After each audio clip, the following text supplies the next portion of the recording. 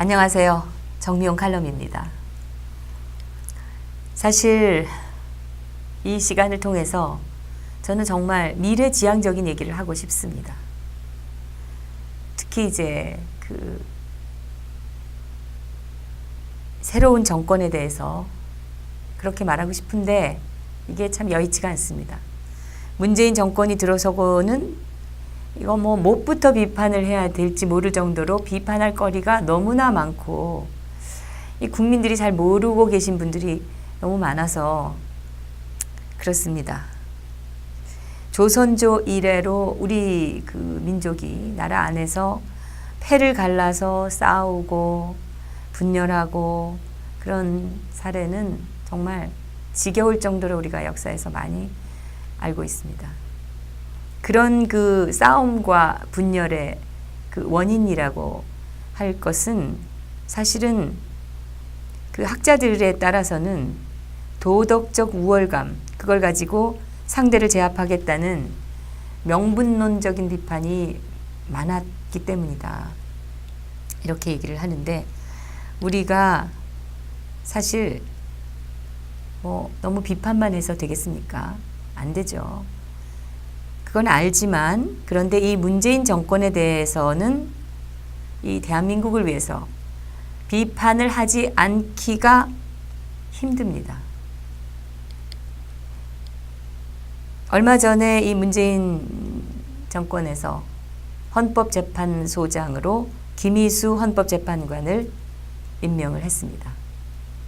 국무총리로는 이낙연 전남도지사를 임명을 했습니다. 이 두 인사도 참 문제가 많습니다. 이들이 이런저런 법을 어겼다, 위장 전입을 했다, 그런 문제 때문이 아니고 보다 더 심각한 문제들이 있는데 이제 오늘 좀 살펴보기로 하고요. 이래도 이런 인사는 윤석열 검사를 중앙지검장에 내정한 것보다는 좀 나은 인사가 아니냐 이런 말을 정말 우스갯소리처럼 하는 분들도 있습니다. 이 김희수, 이낙연 이 두 사람을 임명한 것은 물론 인사권자의 권한에 속해 있는 부분이었기 때문에 그 자체를 반대할 수는 없는 노릇입니다. 임명 자체를 우리가 그러니까 이 대통령의 고유 권한 행사 자체를 반대하고 막으려면은 애초에 대통령이 되지 못하도록 했었어야 되는데 그게 아니니까 참 이 비판을 해도 공허하게 느껴지기도 하고 사실 이 문 정권이 들어섰기 때문에 발생한 일이기 때문에 이미 그럴 거로 예상이 됐던 거라서 그래서 또 비판이 또 좀 힘을 덜 받는 이유도 또 있고 근데 좌파 매체나 조선일보 같은 보수 매체들이 지난 박근혜 정권 4년 동안 내내 뭘 하든 사사건건 이 대통령의 고유 권한 행사를 물고 늘어지고 트집 잡고 했던 것을 생각하면 요즘의 이 언론들의 행태는 정말 구토가 나올 지경입니다. 아무튼 이번 김희수 헌법재판소장 임명이나 이낙연 국무총리 내정은 이들이 허접한 무슨 위법 행위를 했다 또는 허접한 건 아니죠. 심각한 그런 위법 행위도 있었고 하지만 그런 거나 이 사람들의 자질 문제보다는 이 정권이 가진 본질적인 문제 또 생리 이런 것과 더 관련이 더 깊기 때문에 오늘 제가 이 인사에 대해서 비판하는 것은 그런 내용으로 제가 말씀드리려고 합니다. 먼저 헌재소장으로 내정이 된 김희수 헌법재판관. 이 사람이 전에 통합진보당 해산심판 때 유일하게 반대 의견을 냈던 것은 너무나 유명하기 때문에 아실 텐데 이 반대 의견이 왜 문제였는가 이것은 또 많은 의식 있는 전문가들이 지적을 했고 여러분께서는 지금도 인터넷에서 검색하시면 이것들을 찾아보실 수 있습니다. 그런데 문재인 대통령이 김희수 재판관을 헌재소장으로 임명을 지금 한 이유가 통진당 해산에 반대했기 때문이다. 이런 취지를 밝혀서 이게 또 엄청난 또 그 논란을 지금 불러일으키고 있습니다. 그러니까 문재인 정권은 시작부터 자기들의 그 편향된 그걸 넘어서 이건 뭐 반헌법적이고 그래서 반역적이라고까지 할 수 있는 그런 생각을 거침없이 지금 드러내고 있습니다. 지난 정미용 칼럼에서도 말씀을 드렸지만 4대강을 뭐 새롭게 감사를 하겠다. 이거는 전임 정권의 그 치적을 말살하고 어떻게든 꼬투리를 찾아서 처벌을 하겠다. 그러니까 이것은 정치 보복입니다. 윤석열을 중앙지검장에 내정한 것도 결국 최서원 씨 사건에 대해서 추가 조사를 하고 어떻게든 이 공소를 유지하도록 힘써라 이런 내막이 있는 것이다라고 제가 말씀을 드렸었는데 이거는 자기 핵심 지지층 속풀이하는 것이고 또 과거지향적이고 대단히 포퓰리즘적이고 또 정치 보복이라고 저는 봅니다. 우리 그 장병 수십 명이 천안함 사건 때 북한에 의해서 목숨을 잃었고 아직 그 보복도 못했습니다. 겨우 보복을 한다고 한 게 금강산 관광 못하게 한 거 이거 정도였는데 지금 그 금강산 관광을 다시 하도록 하겠다라고 하죠. 뭐 이런 점이라든지 국제사회가 지금 북한을 뭐 한 목소리로 제재를 하고 다 동참을 하고 있는데 또 북한에 송금을 할 수 있도록 근거를 만들어주겠다. 이런 지금 행태고 이거는 지금 우리 대한민국 헌법에 반하는 이걸 넘어서 이제는 대한민국이 국제사회로부터 제재를 받을 수 있는 이런 상황으로 지금 대통령이라는 자가 이렇게 몰아세우고 있는 거다라고 말을 할 수가 있고요. 또 교황을 통해서 김정은을 만날 용의가 있다. 이런 소리 하는 것도 정말 어이없는 겁니다. 북한은 철저하게 종교를 인정하지 않고 있습니다. 종교라고 하는 것은 거의가 아니고 뭐 완벽하게 대외 홍보용으로만 인정을 합니다. 성경을 소지하다가 발각되면은 10중 8구 사형을 받는다고 합니다. 이 김대중 정권 때 북한 쪽에서 햇볕 정책이라는 용어를 쓰니까 북한이 그때 한 말이 우리에게는 이미 태양이 계시는데 무슨 햇볕이냐 또 이렇게 했지 않습니까? 제가 분명히 기억하는데요. 김정은은 이미 북한에서 신이기 때문에 교황이 말한다고 뭐 먹어주겠느냐. 만약 그렇다면은 이거는 그런 형식을 북한하고 이미 결제를 받고 이 문재인이 지금 벌이고 있는 거 아니냐. 이런 생각도 또 추측도 또 해보게 됩니다. 그러니까 온 세계가 북한 그 인권 탄압에 분노를 하고 핵 개발에 우려를 표하고 이 핵을 막기 위해서 제재에 다 동참을 하고 하는데 이게 무슨 뭐 때 아닌 교황 이벤트냐 이런 생각이 드는 거죠. 그런다고 세계가 지금 이걸 주목을 하겠습니까? 우습게 보는 거지. 김희수 재판관을 헌재소장으로 내정한 걸 보더라도 통진당 해산은 잘못된 것이다 이렇게 명백하게 선언하고 있는 것 아니겠습니까? 통진당이 한 짓이 무엇이냐는 이들에게는 중요한 것이 아닙니다. 이거는 문재인이 대통령 취임 전에 김정은부터 만나겠다고 이렇게 떠들던 그거하고 기조가 전혀 다른 것이 아니라는 거죠.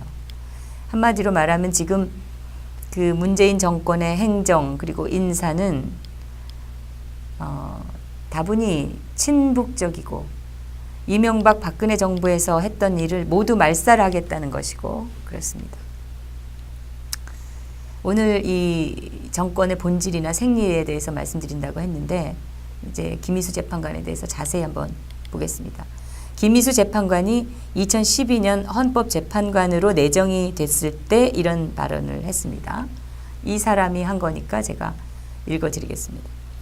1980년 5월 병역 의무를 다하기 위해서 광주 소재 부대의 군 검찰관으로 근무하면서 저는 5.18 광주 민주화 운동의 역사적 현장 한가운데 놓이게 되었습니다. 5월 27일 도청이 함락된 후 민주화를 위해서 희생된 주검의 검시를 담당하게 되었습니다.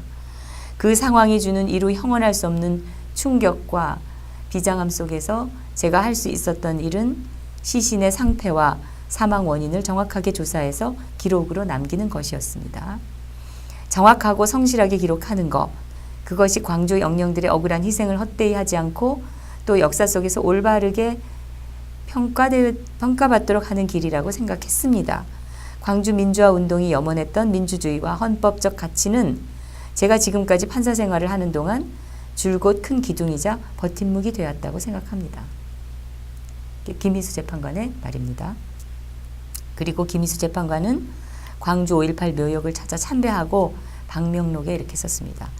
나의 버팀목이 되어준 광주 영령 앞에 섰습니다.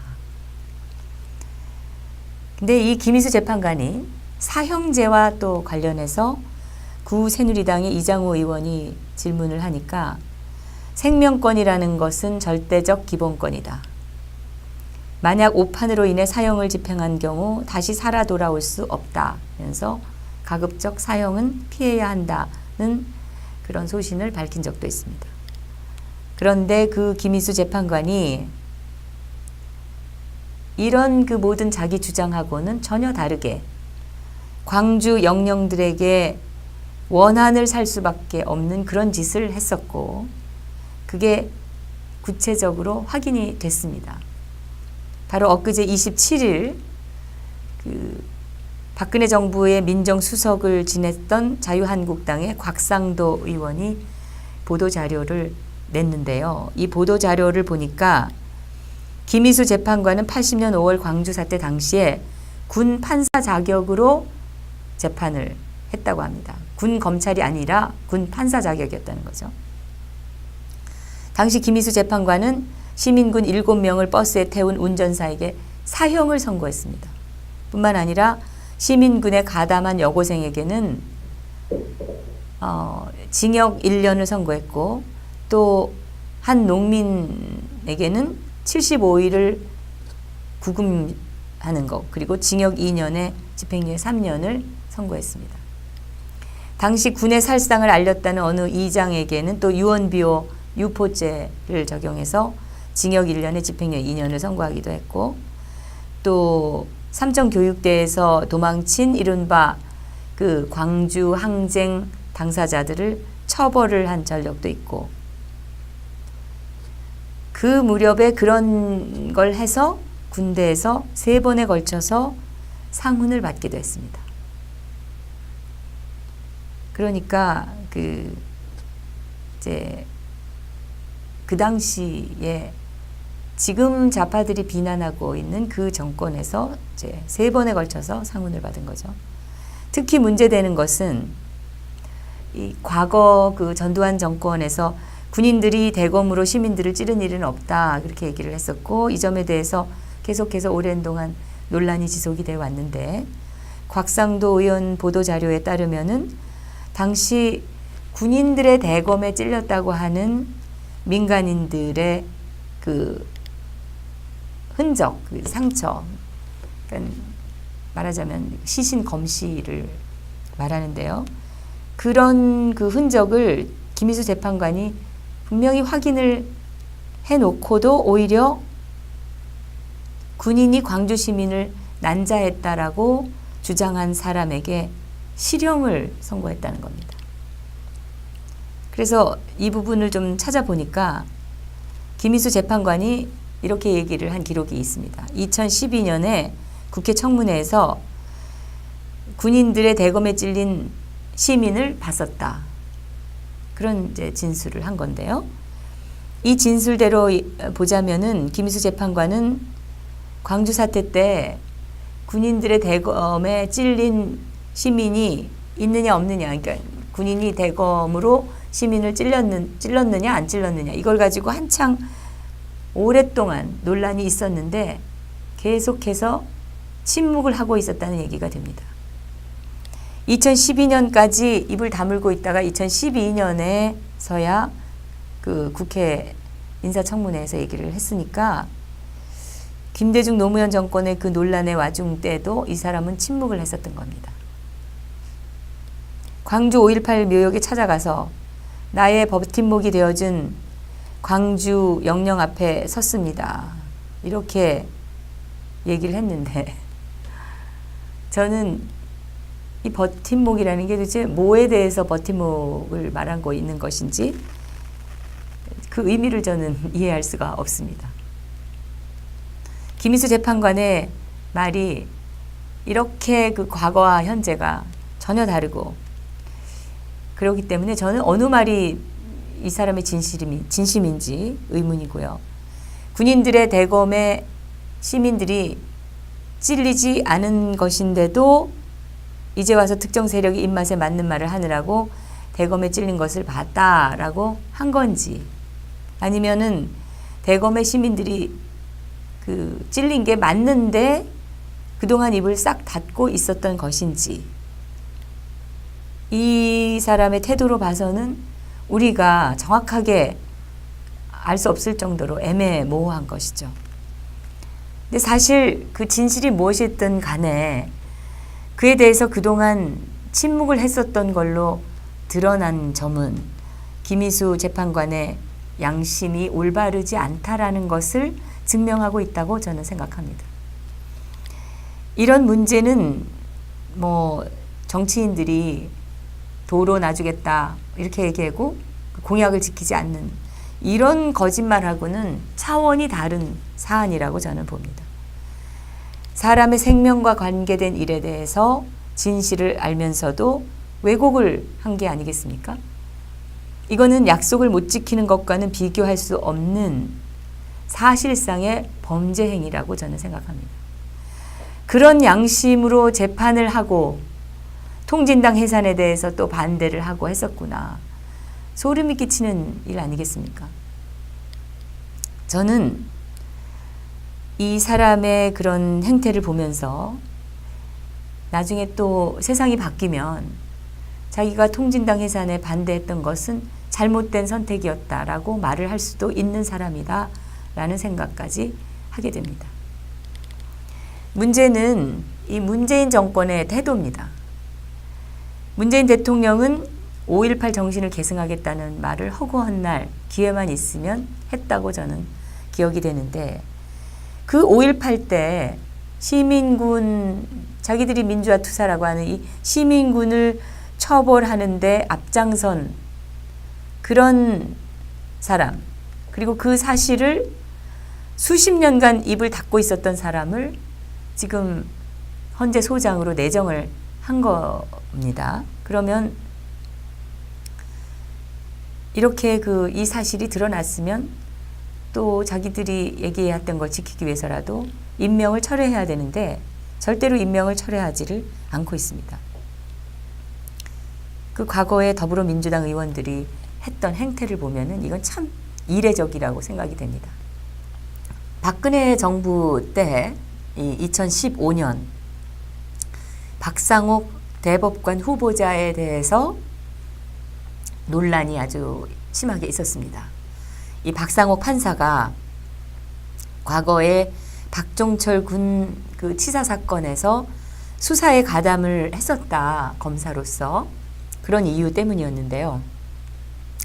사실 박상옥 대법관 당시 후보자는 그 박종철 군 치사 사건 때 신참 검사였었죠. 자신이 수사에 관여를 하거나 그럴 위치에 있지도 않았고 또 박종철 씨 그 고문 사건은 경찰에서 한 것이었고 결국 여하튼 이 검찰이 진상을 밝혀가지고 마무리가 됐던 그런 사건입니다. 근데 이 운동권 출신이 많은 민주당 쪽에서는 박상옥 후보자가 이 박종철 군 사건 때 그야말로 반발 걸치고 있었던 그것만 가지고도 대법관 임명을 뭐 강하게 반대를 하고 물고 늘어졌었습니다. 이때 비하면은 이 김희수 재판관 건수는 비교 대상도 안 될 정도로 게임이 안 되는 사건인데 사안인데 왜냐하면 이 김희수 재판관은 그 자신이 아예 사형 판결까지 내리지 않았습니까? 광주 사태 당시에 또 시민이 당한 것을 목격을 하고도 수십 년간 입을 다물었던 거죠. 그 논란이 심했었는데도 증언을 안 한 겁니다. 그런 인물인데 이거를 어떻게 내버려 두느냐 이거죠. 이거는 문재인 정권의 근본적인 그런 원칙과는 전혀 다른 이런 인사이기 때문에 이해를 할 수가 없는 겁니다. 그 이낙연 국무총리 내정자 보겠습니다. 이 이낙연 내정자도 과거 문제로 해서 구설수에 올랐습니다. 과거 기자 시절에 전두환 전 대통령에 대해서 위대한 영도자다 이렇게 칭송을 한 글을 썼던 것이 이제 밝혀졌어요. 이 일에 대해서 이낙연 내정자는 자기가 부끄럽다 이렇게 얘기를 했는데 여기도 문제가 정말 많은 겁니다. 이런 글을 쓴 게 부끄럽다라고 말하고 넘어갈 거는 절대 아니죠. 이런 글은 사실을 보도한 기사문이 아니라 그냥 자기의 그 개인적인 칼럼이니까 이거는 오보라고 볼 수도 없는 거고 자기의 당시 소신이었다라고 우리가 말을 할 수가 있는데 자기가 부끄러웠다 당시에 이렇게 얘기를 한다면 쓰지 말았어야 하는 것이고 기자로서 이런 칼럼을 자기가 그 당시에 썼다면 부끄럽다고 말할 필요도 없는 일이죠, 이게. 그러면 쓰지를 말든가 썼으면 뭐 그땐 그랬다 그렇게 하고 넘어가면 될 일인데 이제 와가지고 뭐 부끄럽게 생각한다 뭐 이렇게 얘기하는 거는 너무 얄팍하게 보인다는 거죠. 그리고 이 소신을 우리가 의심할 수밖에 없는 것이죠. 판사나 이 기자는요, 젊다고 해서 철부지다, 뭐 뭘 모른다 이렇게 얘기를 할 수가 없는 겁니다.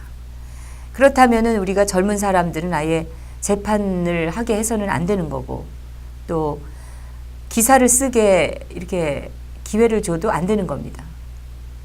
우리 사회가 전부 철부지들에게서 재판을 받고 철부지가 쓴 신문 기사를 읽고 휘둘리고 이런 사회는 적어도 아니지 않습니까? 판사 기자가 됐다는 것은 그 자체로 사회를 이끌어가는 지도층이 됐다라고 하는 의미고 그 자체로서 자기 글이나 자기 행위에 철저하게 책임을 져야 되는 위치에 서게 된 것입니다. 저는 지금 이낙연 내정자가 이런 글을 과거에 썼느냐 뭐 그게 잘한 일이냐 아니냐 이거를 따지자는 것이 아니라 왜 문재인 정권이나 또는 좌파 세력들이 이낙연과 김희수의 과거 전력에 대해서는 입을 쳐닫고 있느냐 하는 것입니다. 일제 때 부득이 공직을 맡을 수밖에 없었던 그런 사람들까지도 전부 친일파로 몰아서 매도하는 사람들이 어째서 자기들이 늘 주장하고 있는 무슨 정신 뭐 이런 거 5.18 정신이니 뭐니 하는 이런 것하고는 전혀 딴판인 짓을 했는데 왜 이런 반고 말이 없느냐라는 것입니다. 사실 이낙연이나 김희수처럼 시류에 따라서 자기 태도를 바꾸고 생존해가는 사람들이 이 사회에 너무나도 많이 있습니다. 그렇다고 우리가 그런 사람들을 무턱대고 그냥 욕을 하거나 그럴 수 없는 면도 있습니다. 모두 사정이 있을 테고 그거 뭐 개인적으로 갖고 있는 사정을 모르면서 뭐 무작정 비판만 하는 것은 문제가 있다고 저도 생각을 합니다. 그러나 이 김희수, 이낙연이라는 사람들은 굳이 사실 그런 판결이나 그런 기사를 쓰지 않아도 될 때에 그렇게 한 겁니다. 그래서 문제죠. 특히 이런 사실을 수십 년 동안 숨기고서 자기들의 행위에 반하는 그런 짓을 또 쭉 해왔기 때문에 문제가 아닐 수 없는 겁니다. 이 박지원 의원 같은 경우도 사실 보면은 과거에 미국에 거주하던 시절에 전두환 전 대통령을 아주 극찬을 하는 발언을 한 게 여러 차례 보도가 되고 했습니다. 근데 이렇게 그 사람들이 소위 지식인이라고 할 만한 사람들이나 또는 정치인들의 변절, 안면 몰수 행태, 어제 오늘의 일이 아니기는 하고 그렇긴 하지만 그야말로 내로남불의 잣대를 이중적으로 들이대고 있는 이 좌파 언론들과 좌파 세력들, 그리고 거기에 동조하고 있는 이런 조중동 같은 이런 세력들, 이거는 정말 우리가 문제 삼아야 되지 않겠습니까? 오늘 지금 이 문재인 정권을 제가 지금 계속 말씀을 드리고 있는데, 문재인 정권이 5.18 정신을 계승하겠다고 얘기를 하지 않았습니까? 근데 이 5.18 정신이라는 게 도대체 뭡니까? 문 정권을 지지하는 세력은 5.18이 민주주의를 위한 항쟁이었다라고 주장을 하고 있습니다. 전 물론 이거 개인적으로는 말도 안 되는 소리라고 생각을 합니다. 그리고 제 말을 입증하는 많은 그 사례들이 또 있습니다. 그러나 어찌됐든 그 김희수 재판관은 통진당 해산에 반대하는 이유로 통진당 활동이 민주적 기본 질서에 위반된다고 할 수 없다 이렇게 얘기를 했었는데, 그리고 문재인 대통령은 김희수 재판관을 임명하는 이유로 헌법 질서를 확립하고 수호하기 위해서 최선을 다했기 때문이라고 얘기를 했습니다. 그러니까 문재인의 시각으로는 김희수 재판관은 민주주의를 위한 항쟁을 했던 사람들에게 사형을 선고하고 징역을 때렸던 그런 사람을 헌재소장으로 임명하는 게 5.18 정신을 계승하는 것인가? 이거 묻지 않을 수 없습니다. 이 광주 사태는 전두환 대통령이 일으킨 유혈극이다, 이렇게 지금 주장하고 있는 이 정권에서 전두환을 찬양했던 국무총리를 세우고, 또 광주 사태에서 시민군들에게 사형을 선고하고 했던 그런 사람을 또 헌재소장으로 임명하고, 이거는 코미디 아닙니까? 한마디로 말하면 문재인 정권은 철학도 없고 일관성도 없다, 이렇게 볼 수밖에 없는 것이라고 생각합니다. 사실 문재인 대통령 본인도 말 바꾸기에는 일가견이 있는 그런 인물이죠. 이 NLL 관련해서 노무현 김정일 대화록 파문이 있었을 때 당시에 녹취록이나 비밀 대화록은 존재하지 않는다, 이렇게 얘기를 했었었고, 만일 녹취록과 비밀 대화록이 존재하고 사실이라면 내가 책임을 지겠다, 이렇게 얘기를 하면서 돌아가신 노무현 대통령 대신 내가 사과드리겠다, 대통령 후보로서 나의 잘못임을 인정하고 그 토대 위에서 국민에게 심판을 받겠다, 이렇게 말을 한 바 있습니다. 그런데 대화록의 실체가 드러난 다음에 책임을 졌습니까? 그 책임을 뭘 가지고 책임이라고 얘기했는지도 알 수 없을 정도인데요. 또 있죠. 청와대 기록물이 봉화마을로 유출된 일. 이거 그 당시 비서실장으로서 이거 모를 리가 없는 일인데, 그 논란이 일었을 때는 또 자신에게 불리한 만한 그런 거는 또 노무현 대통령의 책임으로 미루는 그런 묘한 그런 자세를 취하기도 했었습니다. 그러면 이 문재인 정권의 철학은 도대체 뭔가? 5.18 정신을 계승하는 것인가? 그러면 또 실체가 뭔지 알기도 힘든 이 노무현 정신을 계승한다는 것은 또 뭔가? 이게 문 정권의 철학인가? 근데 앞에 제가 말씀드렸던 그런 내용을 쭉 우리가 볼 때는 적어도 문재인 정권에서 5.18 정신을 계승할 그럴 생각은 없어 보이지 않습니까? 여러분께서는 어떻게 생각하십니까? 문재인 정권에서 주장하는 무슨 정신 계승 이런 것들은 지지층을 결집시키고 권력을 획득하는 데 필요한 도구일 뿐이라고 말할 수 있습니다. 지금까지 해온 일들 그리고 이번에 일어나는 일들을 종합해 보면은 우리가 그렇게 말할 수밖에 없습니다. 한 가지 분명한 것은 이 문재인 정권과 이 정권을 지지하는 그 세력의 목적은 이른바 보수라는 세력 그리고 보수라고 지칭되는 것들을 말살하고 이승만 박정희로 대표되는 대한민국 건국 세력을 부정하는 거 이거는 틀림이 없다고 봅니다. 근데 이런 식으로 보수나 혹은 우파를 말살하고 과연 이들이 만들려고 하는 세상이 무엇이겠습니까?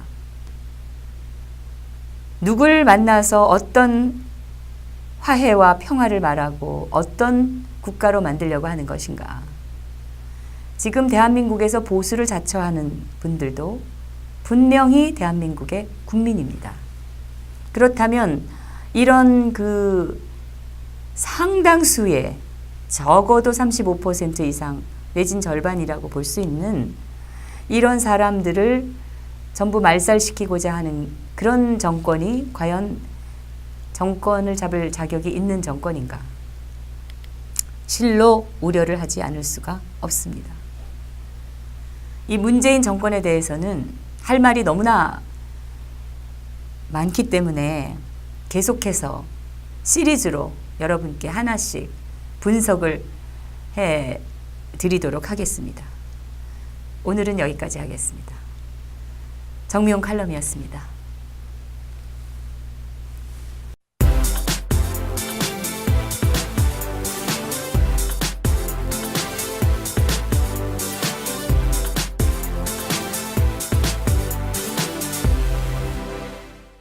해를 갈라서 싸우고 분열하고 그런 사례는 정말 지겨울 정도로 우리가 역사에서 많이 알고 있습니다. 그런 그 싸움과 분열의 그 원인이라고 할 것은 사실은 그 학자들에 따라서는 도덕적 우월감, 그걸 가지고 상대를 제압하겠다는 명분론적인 비판이 많았기 때문이다. 이렇게 얘기를 하는데 우리가 사실 너무 비판만 해서 되겠습니까? 안 되죠. 그건 알지만 그런데 이 문재인 정권에 대해서는 이 대한민국을 위해서 비판을 하지 않기가 힘듭니다. 얼마 전에 이 문재인 정권에서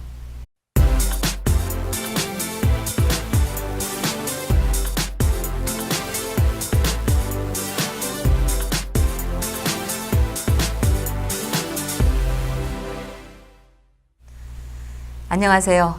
정미용 칼럼입니다. 사실 이 시간을 통해서 저는 정말 미래지향적인 얘기를 하고 싶습니다. 특히 이제 그 새로운 정권에 대해서 그렇게 말하고 싶은데 이게 참 여의치가 않습니다.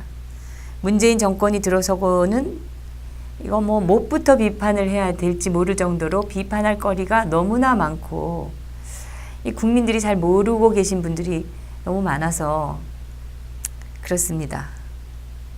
조선조 이래로 우리 그 민족이 나라 안에서 헌법재판소장으로 김희수 헌법재판관을 임명을 했습니다. 국무총리로는 이낙연 전남도지사를 임명을 했습니다.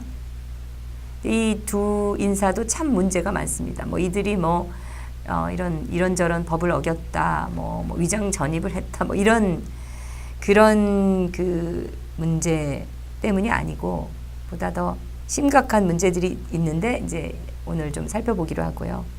이래도 이런 인사는 윤석열 검사를 중앙지검장에 내정한 것보다는 좀 나은 인사가 아니냐 이런 말을 정말 우스갯소리처럼 하는 분들도 있습니다.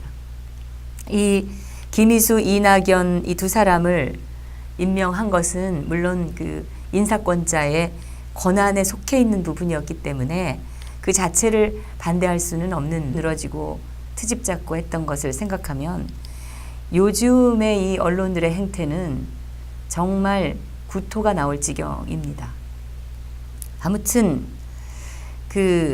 이번 김희수 헌법재판소장 임명이나 이낙연 국무총리 내정은 이들이 허접한 무슨 위법 행위를 했다, 또는 허접한 건 아니죠. 심각한 그런 위법 행위도 있었고 하지만 그런 거나 이 사람들의 자질 문제보다는 이 정권이 가진 그 본질적인 문제, 또 생리 이런 것과 더 관련이 더 깊기 때문에 오늘 제가 이 인사에 대해서 비판하는 것은 그런 내용으로 제가 말씀드리려고 합니다.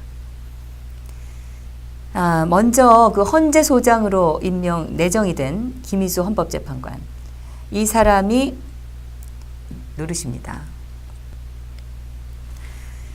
임명 자체를 우리가 그러니까 이 대통령의 고유 권한 행사 자체를 반대하고 막으려면은 애초에 대통령이 되지 못하도록 했었어야 되는데 그게 아니니까 참 이 비판을 해도 공허하게 느껴지기도 하고, 사실 이 문 정권이 들어섰기 때문에 발생한 일이기 때문에 이미 그럴 거로 예상이 됐던 거라서, 그래서 또 비판이 또 좀 힘을 덜 받는 이유도 또 있고.